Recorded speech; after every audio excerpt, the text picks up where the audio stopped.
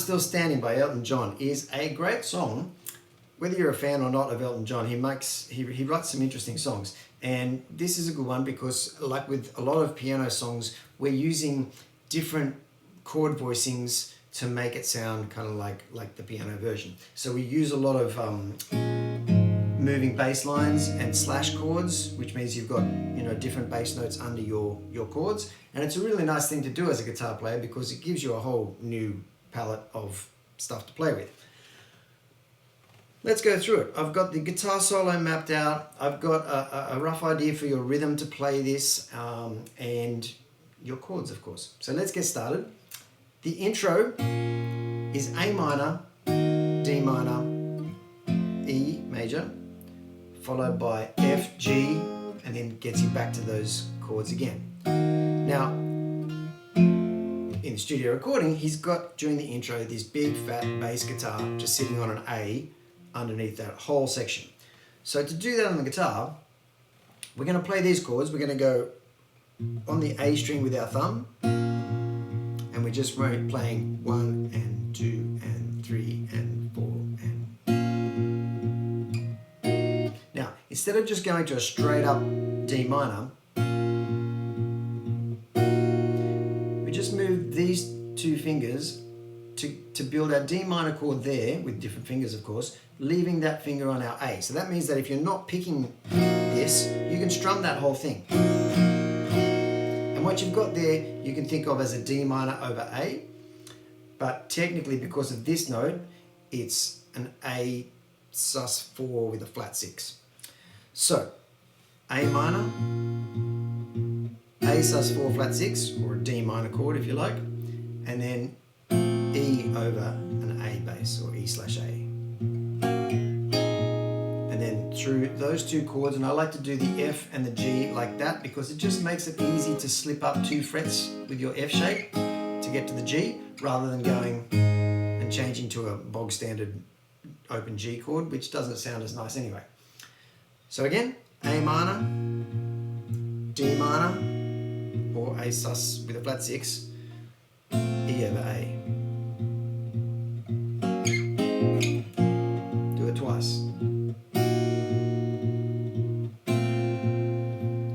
Second time round, land on an A major. If you do it with one finger, that lets you play the next chord much more easily. So we go, you can never know what it's like. So what we're doing here is, this is actually a D over A. So there's a D there, but if you add this F sharp here, and because I'm saying F sharp, forgetting that we've got a capo on the first fret, which is what we need to do to play this easily in the original key. You can drop the capo and play it in your own key, semitone lower, but this is how you play along with Elton John's original recording. You can never know what it's like. If you add that F sharp there, then you're not changing the D chord at all because the D already has an F sharp in there. But it gives you this nice D major over A chord. Then down to the E over A. Blood like winter freezes, just like ice. And we're back to the normal A. You can go back to there, or you can just drop those 2 fingers down back onto your A. Then we go to a B minor 7. And there's a cold, lonely light that shines from you. Bog standard E. Bog standard F sharp minor. Wind up like the wreck you hide. D. Behind that mask you use. There are your chords. Repeat that line again. Now into the pre-chorus, which is a really nice change. Go to A minor 7. I'm still standing after all this time. Now here's another nice chord. It's a G without the top strings. Think of it that way, or you can think of it as an E minor 7, which is that, over G.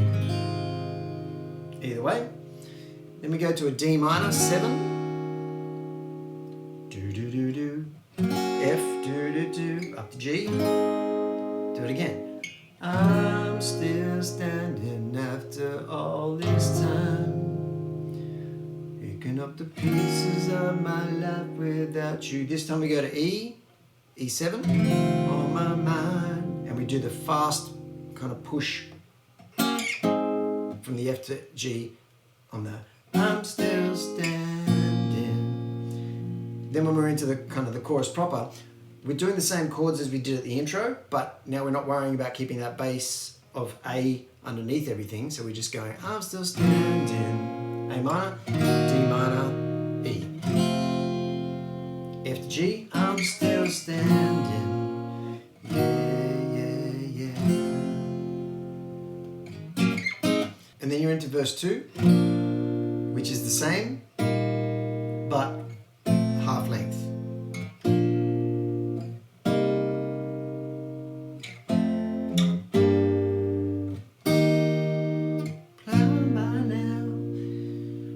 Hit that repeat sign, which takes you back up to the beginning of the pre-chorus. I'm still standing after all this time. And so on and so forth. Go the same way through that chorus. And then that takes you into the solo. Now the solo is going to sound like this, and I'm going to hand it over to electric guitar Matt.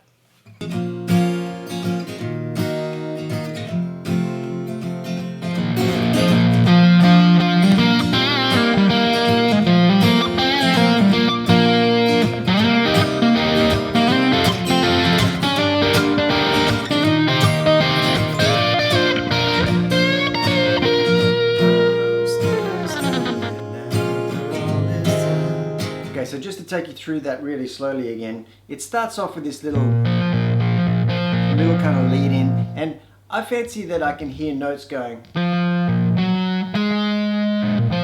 until it actually starts on the actual solo, but I don't think you need to play those notes. I think you can kind of make things too messy and confuse yourself, and keeping it simple is probably always best, right? So you start with this note on the 2nd fret D string, and it's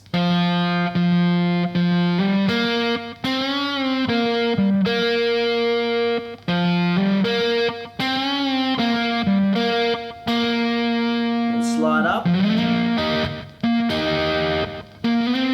2 more frets, move to a minor A minor shape. They were A major shapes. Move to, if you do that with your first finger, then you can actually use your other fingers to move to an A minor shape. So the next shape, again, we're changing to an A major 7 shape. You don't really need to do this middle note on the G string here, but I kind of figured why not. I think I can hear it in there in the mix, but I'm not entirely sure. It's possible they might just do those 2 strings there, but either way, so you're going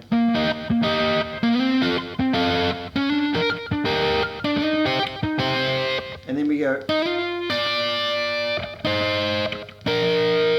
and you can either do that again, or the very last thing they actually do is reach up to this 17th fret on the G string, bend it, and then play the 18th fret on the E string in this country style kind of. Okay, or you can just go.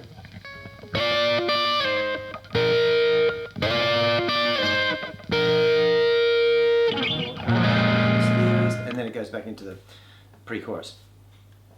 That's the solo. Back to acoustic, Matt. On to the chorus.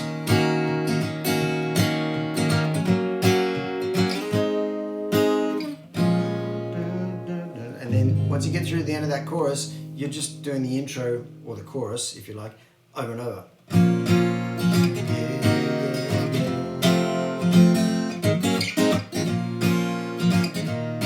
that's how it ends. It fades out.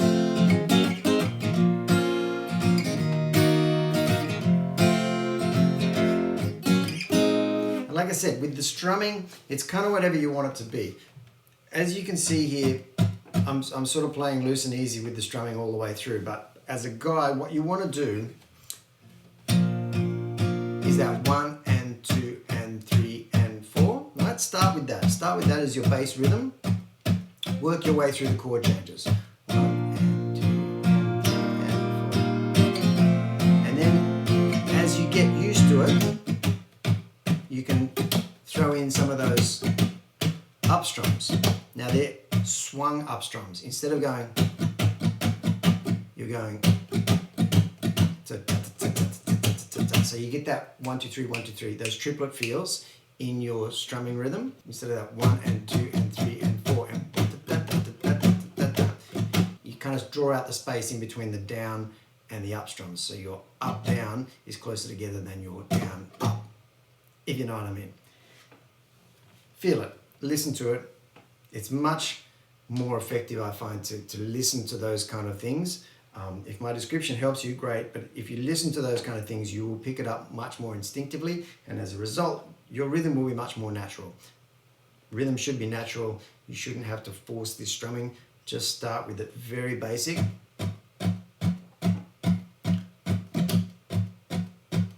And put more up strums in as you want to go.